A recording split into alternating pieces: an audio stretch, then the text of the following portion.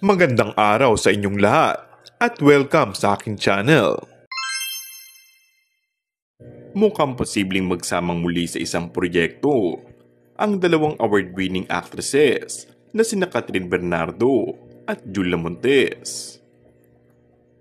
Ayon sa source, ay kumpirmado na sina Julia at Catherine ang bibida sa upcoming teleserye ng ABS-CBN na isang historical drama.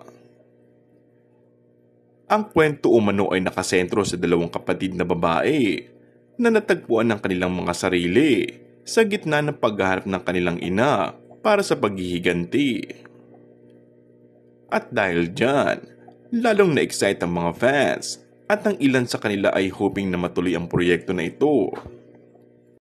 May iilan din na naaalala pa ang tandem ng mga batikang aktres na sina Nora Honor at Vilma Santos.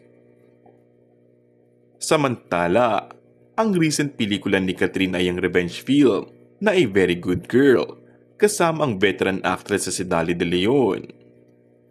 Habang si Julia Montes naman ay ang 5 breakups in a romance kung saan napasama niya ang aktor na si Alden Richards.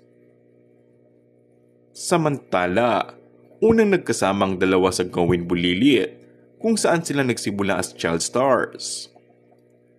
When they were already in their teens, ay muling nagsama ito sa TV remake na Mara Clara. Ang TV remake ng Mara Clara ay ginawa ni Catherine at Julia in 2010 na tumagal hanggang 2011. And that's all for our today's video. Kung bago ka lang sa aking channel ay mag-subscribe at pindutin na rin ang notification bell. Maraming salamat!